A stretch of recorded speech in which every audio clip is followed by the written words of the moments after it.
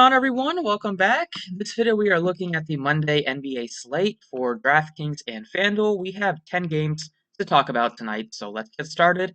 As always, appreciate if you guys hit the like and subscribe if you haven't already. Not sure how many of you guys played NBA yesterday with the football games going on. I had to make some changes late with the Atlanta news, but ended up being able to get over the money on DraftKings and FanDuel and some 50-50s. So see what this week brings. We have 10 games to start it off, so looking forward to it. Let's get into it. If you want to follow me on Twitter for updates, it's at the DFS process. Check out the website. Link is in the description. Check out Prize Picks. If you want some free cash on Prize Picks, you can use my promo code. That is also in the description. And let's get started. We will go position by position. I think we'll just do that unless somebody tells me to go back to unless more people tell me to go back to game by game. But we'll start here with Luka Doncic, who is $10,700 on DraftKings. He gets a date with the Denver Nuggets at home, coming off of a game where they got absolutely blown out by the Houston Rockets minus Oladipo. The Mavs were missing Kristaps, but they were just playing so many games that they were kind of due for a letdown spot. That was their 3-4, and I think they had like 7 games in 11 days. So they were playing a ton of minutes and a ton of just games. Gotta take a toll on the body. 10,700 for Luka against the Nuggets. Nuggets are a decent defense. Like, I do respect Malone and his ability to kind of trap and stuff when it comes to targeting star players. So I don't think I'll have too much interest in Luka Doncic tonight, just because I like some other guys. Damian Lillard, I think, looks better at 10,300. No CJ McCollum for a bit. It's a good spot against the Thunder. They are just really bad defensively. Lillard is going to be able to have so much extra usage without McCollum, who was taking a lot of usage, and this season he was playing a lot more aggressive. So just taking him out and putting in Rodney Hood, who gets like, 15% usage, something around that number. It's just such a nice bump for Lillard in terms of just playmaking and getting a lot more shots and being able to facilitate more. I think he looks awesome at 10,300. He's probably my favorite spend up on the slate. James Harden, I can't pay 10,200. We saw like when they have Kyrie, when they have Durant, he only took 8 shots. He wasn't that effective, but still, it's going to be tough for him to crush value at 10,200.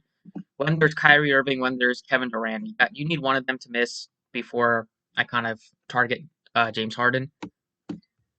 So for the guys above 10,000, it's really Lillard for me, and then I would rate it Luka. Not interested in Harden. Don't think I'll have interest in LeBron against the Cleveland Cavs. It is his former team, obviously. Everybody knows that, but I just don't think he'll have to play enough minutes to really do a lot of damage at the price tag. I think this game might get out of hand. Cleveland is also on a back-to-back. Don't really want to play any of the Nets' big three when they're all healthy, so I don't have interest in Kyrie. I think Steph Curry looks good against the Minnesota Timberwolves. They play absolutely no defense. Curry will be able to. This game will probably stay close, and Curry will be able to kind of just be able to shoot 20, 25 times, and I think he's going to have a big game. So if you don't want to pay 10,300 for Lillard, you can take a bit of a savings and go down to Steph Curry if that's going to help your lineup. Other guys to maybe consider are like D'Angelo Russell 8,300, SGA 8,100. They both look fine. I don't think they're neither one are must plays, especially Russell in like cash games, but I think both have tournament upside. Fred VanVleet would be interesting if Kyle Lowry misses again, so we'll have to keep an eye on. They also didn't have Siakam last night, so if Siakam misses again, then VanVleet looks even better. Aaron Gordon, he's missed, I think, 2 games in a row now. Or 1 game in a row. If he's not able to play, he missed last night, so if not able to play tonight on a back-to-back, then you can go back to Evan Fournier. You can maybe really bump up Nick Vucevic as well. Scroll down a little bit more. You have Kobe White, Colin Sexton, Jamal Murray. I don't think I'll have interest in any of them. Tough matchup for Sexton.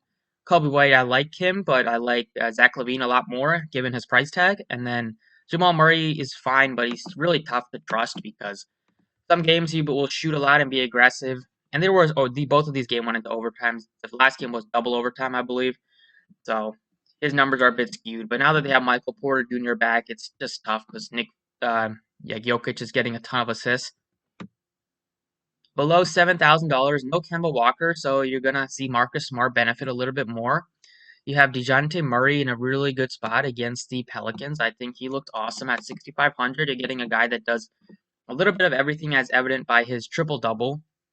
That was after he just played 1 minute and kind of left the game with an ankle injury.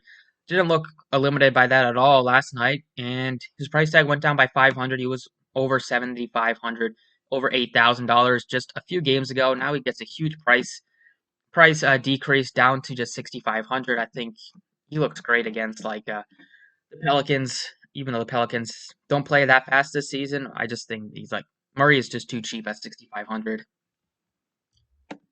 And then you got a lot of point guard options tonight. Probably a spot to pay up, or probably a spot to get like 3 point guards in your lineup if you can. Below $5,000, you have below $4,000, you have Jeff Teague, who you can play at shooting guard as well. He looked good tonight without Kemba Walker, so he should benefit and maybe even jump into the starting lineup without Pritchard, who's out with an MCL sprain. So Jeff Teague, 3,700, will probably jump into the starting lineup. Going to shooting guard now, you have like Zach LaVine, who I love, who I really, really like at 8,600.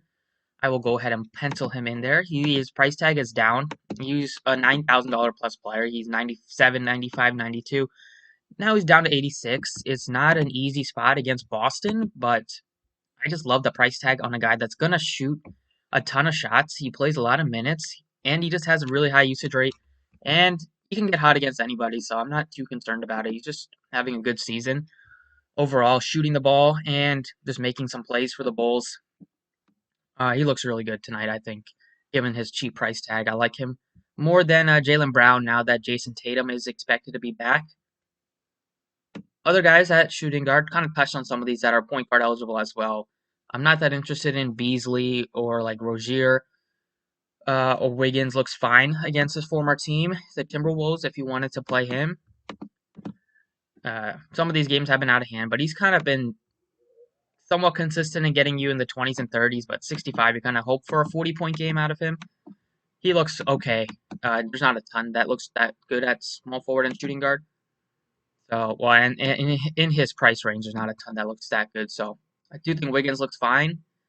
And then you can maybe look to nobody really in the 5K range that really jumps off the page. Delon Wright looks okay without Derrick Rose.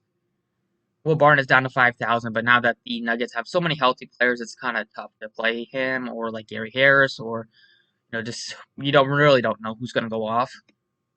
So probably avoid the Nuggets except for like Jokic. And then maybe like Jeremy Lamb, it's a back-to-back, so I don't know if he will play tonight. He's not been playing a ton. He played only 19 minutes last night, so maybe he'll play tonight. We'll see. But it is a back-to-back. They could be really cautious with him because he hasn't played in a while. One guy to look at is Wayne Ellington, who's been doing really well for the Pistons. He's been shooting great. It's tough to rely on that, but he's playing over 30 minutes. No Derrick Rose is going to help him. That is going to help secure his minutes even more, and I think he might get overlooked tonight, so maybe you can consider Wayne Ellington. And Gary Harris down to 39. That could be worth a shot if you need a cheap play. He's not that exciting to roster, but that price tag is definitely gotten to a point where you can take a shot. And that's pretty much it for shooting guard. Moving on to small forward, I won't be playing Kevin Durant at 10-4. I will probably go a little bit cheaper at this position. I like the price tag on Grant at 78, even though he had a bad game against the Sixers. Two bad shooting performances in a row. Both were on a back-to-back, though. Still playing a ton of minutes. Even then, don't expect him to shoot that badly. Would have been able to hit easily over 40 DraftKings points if he shot even remotely solid from the floor. Like, even if he shot bad, but not that bad, would have been fine. Price tag is nice. I like him. I like DeRozan a little bit, but I like DeJounte Murray more than DeRozan based on the price tag. Gordon Hayward was really good to us on last night. I will go back to him. Same matchup, same team he's facing. He's been shooting a lot the last couple games, 25 and 20 shots, getting rebounds. His assists have come down because they have Rozier out there, they have Graham, and then LaMelo Ball takes control of the rock a lot. But Gordon Hayward is really being aggressive, shooting and scoring, and I think he looks good. He could have even had a 60-point game if he made some more of his free throws, but I think he looks really good tonight at his cheap price tag. Price tag keeps going down for Hayward, which I don't really think makes a lot of sense. Some other guys to maybe consider are like Kelly Oubre at only 5,900. You have maybe you can look to Baisley if you want to, but he's kind of cooled off a bit after his hot start to the season. And then maybe like Prince looks okay, but not really that interested. For cheap plays, you have like KCP at only 3,800. You have Harris at 3,900.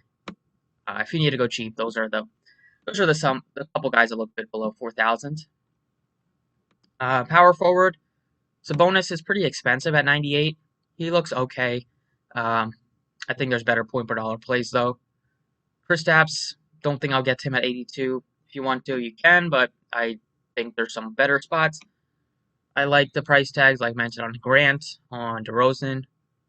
And then you have some cheap plays at power forward, like Markkanen is only 6,500.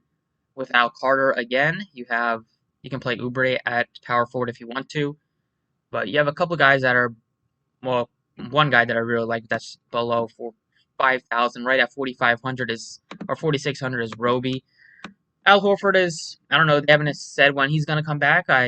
Hopefully it's not tonight because I do like the price tag on Roby. He's only 4,600. He's been playing a lot of more minutes without Horford. If Horford happens to return tonight, then jump off of Roby. But if Horford continues to miss, then Roby looks really good against this Portland front court against Cantor, who is not the best defensively. Yeah, that's why he wasn't getting a ton of playing time previously. But I think Roby looks solid. His price tag is pretty affordable. Went down a little bit from his previous two games. Matchup is solid.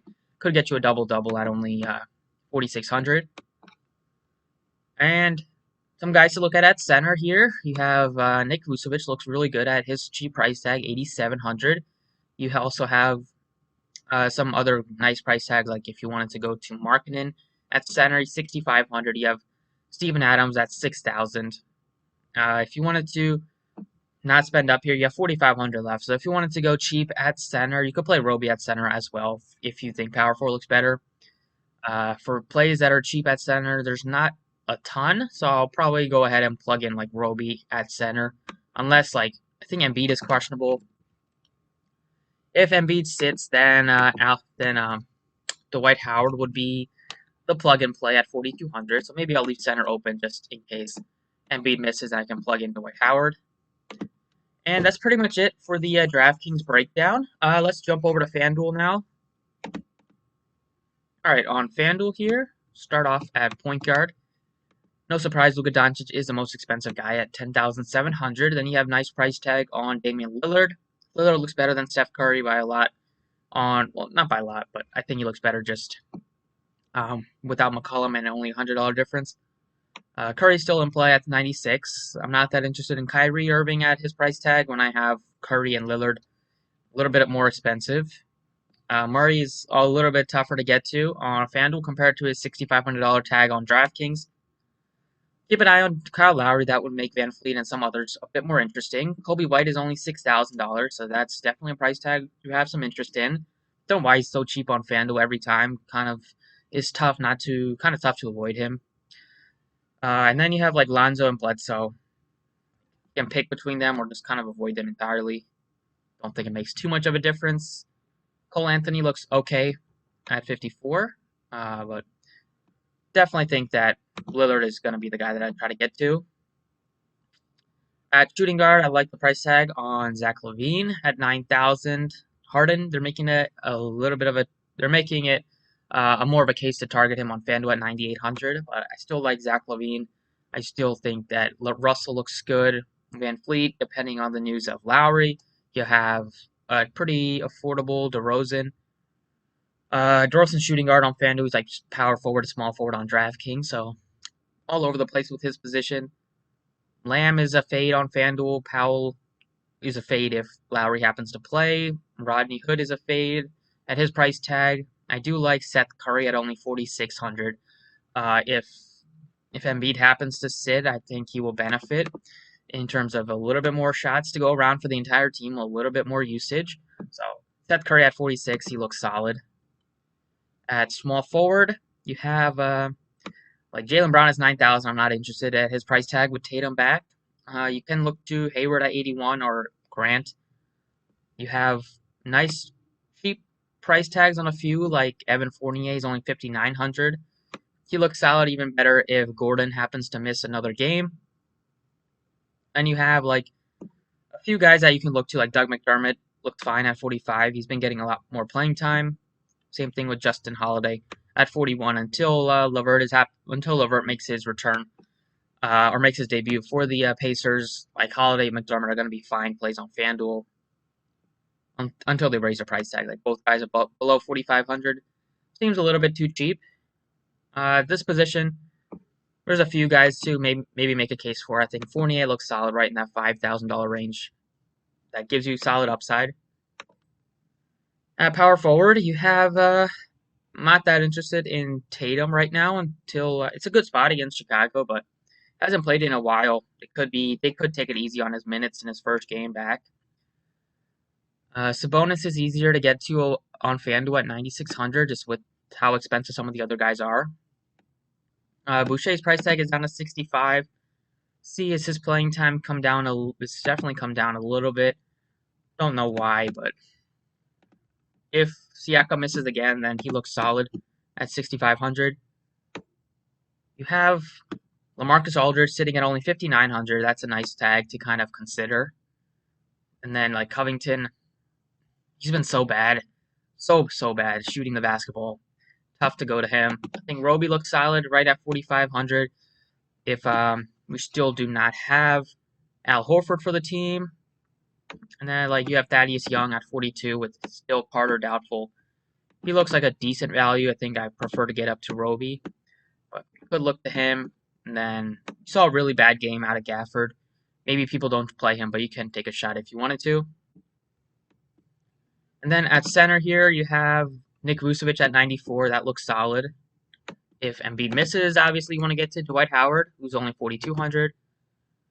Jokic is going to be tough for me to get to, at least, because I want to get up to Lillard. I want to pay up for some other spots.